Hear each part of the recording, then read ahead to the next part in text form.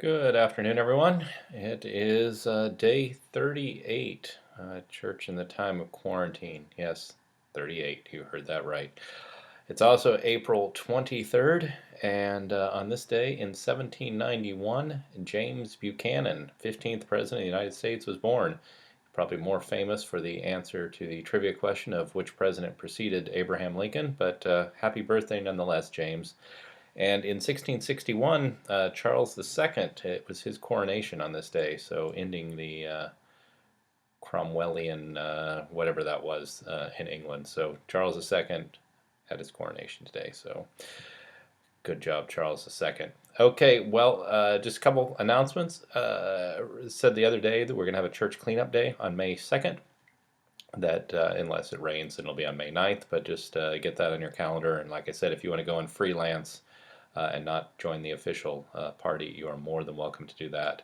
And we can have plenty of things that you can do. So appreciate anyone who takes part in that. And speaking of things, we got the note about the soup ministry. It had the details in it, but just refresh your if I can find it real quick. The pickup is tomorrow between 4:30 and 5, I believe. Yes, I remember correctly. No, between 4 and 5:30. I just messed up. Yeah, pickups tomorrow, April 24th, between 4 and 5:30. You can get your containers, quart containers for the soup, and then drop those off on Wednesday, April 29th, between 4 and 5:30. So I think I talked to Mary Lloyd this morning, and I think about half the number we need have been committed to. So if you were thinking about it, that would be great, and we can have a good showing of soup going out. So thanks to all who've signed up, and hope you're able to sign up for that going forward. That brings us to trivia. So yesterday we had some good guesses, but no right answers. The right answer for what is the longest interstate in the United States, it is I-90. It begins in Seattle and it ends near Logan Airport in Boston for a grand total of 3,020.54 miles, making it your longest interstate. So good job, I-90. And the other interesting factoid, it's free until you leave Wisconsin. Seattle all the way to Wisconsin is free, and then you hit Illinois. So that brings us to today's trivia question. So I didn't mention it is also Gus Grissom, astronaut Virgil Gus Grissom. It's his birthday also today. He tragically died in the Apollo accident, but he was the second American in space. And so the trivia question is, who was the first American in space? So if you know that, send that in, and you will be out of this world. Okay. All right. So we'll just do a little reflection today. I had something from Martin Bucer, however you want to pronounce it. He was a German. He was kind of a freelance reformer. He was actually a Dominican monk, and then got inspired by Martin Luther. So he did some stuff with the Lutherans, did some stuff with the Calvinists, and actually he ended up in England, exiled in England, and helped with the second Book of Common Prayer, the 1552. I think that's right. 1550 something. I'm pretty sure. Anyway, I should write these things down before I start throwing them out there.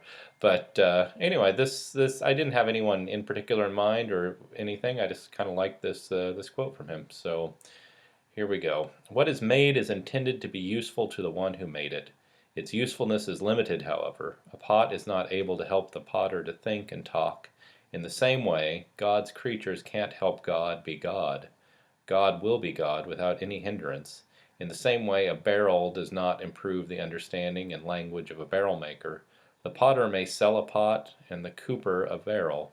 The profit can be used to buy bread from the baker and meat from the butcher. The social relationship can be very helpful. God does not need our service. God is complete in himself.